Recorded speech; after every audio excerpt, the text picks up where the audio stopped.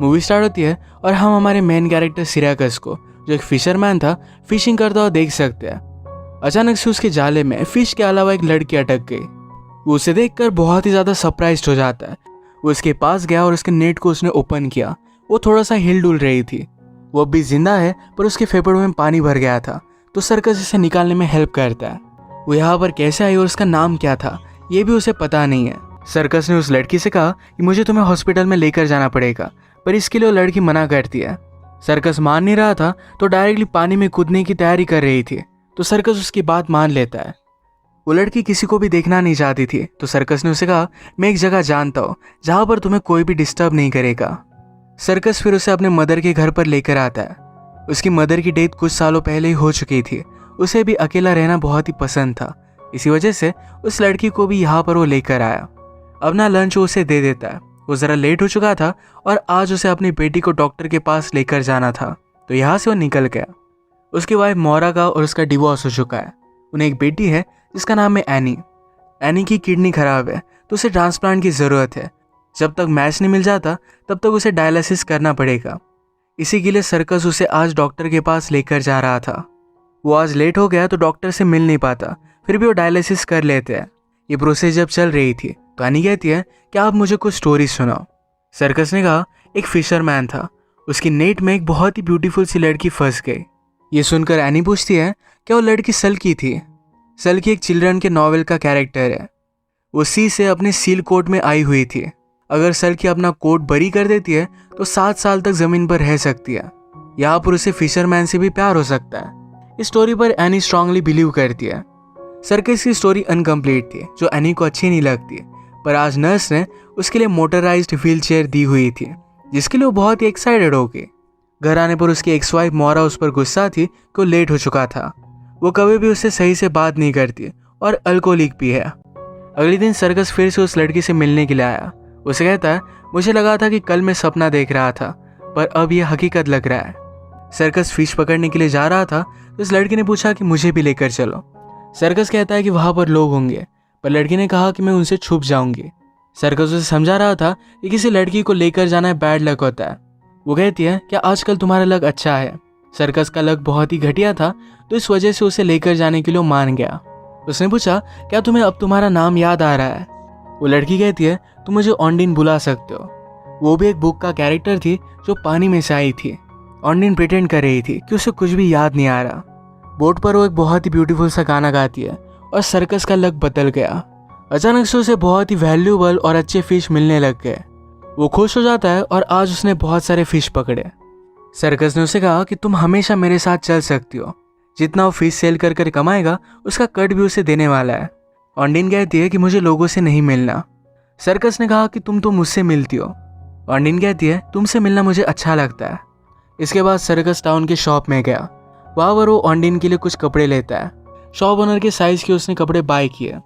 उसे undergarment bye करने के लिए ज़रा शर्म आ रही थी, तो ये चोरी कर लेता है। अपनी बेटी एनी से मिलने के बाद उसने अपनी स्टोरी कंटिन्यू की।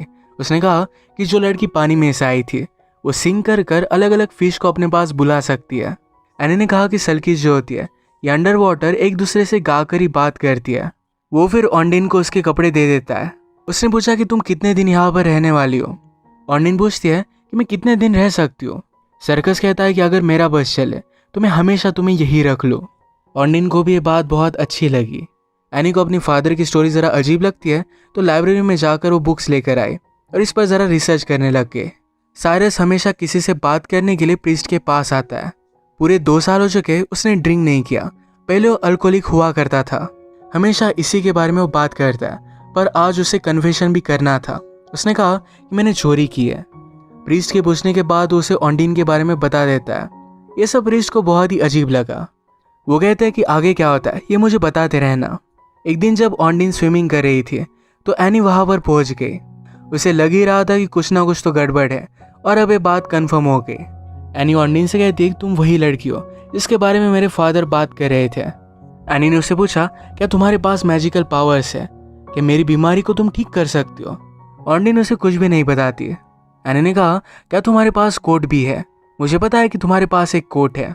अगर तुम उसे बरी कर देती हो तो 7 साल लैंड पर रह सकती हो। यहाँ पर फिशरमैन के साथ तुम्हें एक अच्छी लाइफ भी मिलेगी। एनी इतनी ज़्यादा बात कर रही थी तो ऑन्डिन को बात करने का कोई भी चांस ही नहीं देती है।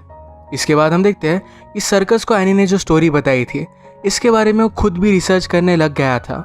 एनी के पास न्यू व्हील चेयर है, ये उसके क्लासमेट को अच्छा नहीं लगता तो उसका बहुत मजाक उड़ाते हैं। एक क्लासमेट व्हील चेयर पर बैठ के उसे पानी में डाल देती है। एनी इसके खिलाफ कुछ भी नहीं करती है, वैसे भी उसके एज से वो बहुत ही ज़्यादा मैच्योर है। इसके बाद हम हमारी स्टोरी में एक स्ट्रेंजर को देखते हैं। ये इस टाउन में ऑन्डिन को ढूंढते हुए पहुंच गया था। एक दिन फिर से सर्कस ऑन्डिन को अपने साथ शिप पर लेकर जाता है। ये शिप कैसी चलानी है ये भी ऑन्डिन सीखने लग गई थी, एक दूसरे के करीब आने लग गए थे। ऑन्डिन फिर से एक बहुत ही ब्यूटीफुल सा गाना गाती है और आज फिर से इन्हें बहुत अच्छे फिश मिले थे। जो फिश नॉर्मल नेट में पकड़ना इम्पॉसिबल होता है वो भी नेट में आ गए थे। अचानक से कुछ कोस्ट गार्ड सर्कस की बोट पर आके ऑन्डिन को जल्दी से छुपा देता है। वो सर्कस से पूछते हैं नॉर्मल नेट से तुम्हें फिश पकड़ कैसे सकते हो। वो नेट चेक करने के लिए गए और उसके नीचे ही ऑन्डिन थी। सर्कस कहता है किसी लड़की को बोट पर लाना क्या कोई क्राइम है। वो कहते हैं कि ऐसा कुछ भी नहीं है। वो यहाँ से चले गए पर इनका टाउन बहुत ही छोटा है, छोटी छोटी बातें सब लोगों को पता चल जाती है। सर्कस ने ऑन्डिन से कहा अब सब लोगों को तुम्हारे बारे में पता चल जाएगा, छुप कर रहने में कोई भी पॉइंट नहीं है।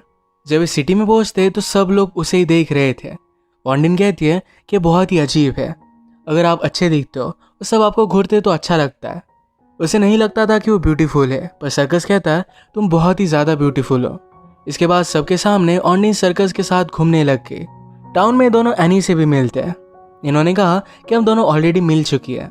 सर्कस ने ऑन्डिन के लिए लाए हुए कपड़े इतने ज़्यादा अच्छे फिट नहीं थे तो ऑन्डिन शॉपिंग करने के लिए आती है।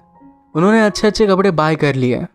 एनी को लगता है कि ऑन्डिन और उसके लोग हमेशा बहुत ही अच्छे से ड्रेस करते हैं। वो हमेशा उसे सी क्रिएचर ही समझती है। एक दिन ऑन्डिन ने एनी से कहा कि तुम स्विम क्यों नहीं करती, इससे तुम्हें बहुत ही रिलैक्स लगेगा। एनी पानी से डरती थी और ऑन्डिन के साथ नहीं। इसके बाद ये दोनों स्विमिंग करने के लिए चले गए। एनी को स्विम कर कर बहुत अच्छा लगता है, पर अचानक से ऑन्डिन के पैरों को कुछ लगा। ये एक नेट था और इस नेट में और कुछ है, ये सब कुछ वो ऊपर रख देती है। एनी को लगता है कि ऑन्डिन का सील कोट है। उसे कहती है हम इसे गाड़ देते हैं, यानी कि तुम 7 साल तक यहाँ पर रह सकती हो। इसके लिए ऑन्डिन भी मान गए। एक जगह पर इन्होंने उन्हें गाड़ दिया। ये सब जब बोट पर थे तो एनी ऑन्डिन से पूछती है तुम्हारा हस्बैंड कहाँ है। तुम्हें हस्बैंड होगा पर तुम्हें इसके बारे में पता नहीं है। एक्चुअल में जो आदमी ऑन्डिन को ढूंढ रहा है ये उसका हस्बैंड ही है। आज इनके यहाँ पर एक कंपटीशन थी तो सब लोग मिलकर इसे एंजॉय करते हैं। यहाँ पर ऑन्डिन का हस्बैंड भी आया हुआ था।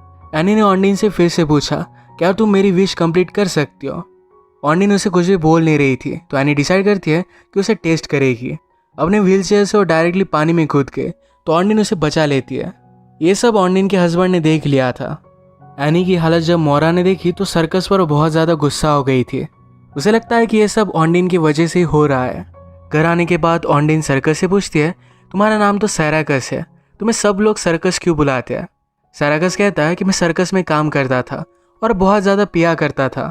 ऑन्डिन ने पूछा कि तुमने स्टॉप क्यों कर दिया। सर्कस कहता है कि एक दिन मेरी वाइफ बहुत ही ज़्यादा ड्रंक हो गई थी। एनी घर पर बेहोशी की हालत में पड़ी हुई थी। वो खुद भी बहुत ज़्यादा ड्रंक था। वो अपनी बेटी का अच्छे से ख्याल रखना चाहता है तो उसके बाद से उसने दारू पीना छोड़ दिया। उसे फिर भी एनी की कस्टडी नहीं मिली थी क्योंकि वो सिर्फ एक फिशरमैन है। ये सब सुनने के बाद ऑन्डिन उसके पास आ गई और ये दोनों इंटीमेट हो जाते हैं। ऑन्डिन की लाइफ में जो भी चल रहा था ये सारी चीज़ें वो प्रीस्ट को बताता है। अगर वो किसी से बात ना करे तो उसके लिए बहुत ही मुश्किल हो जाता है।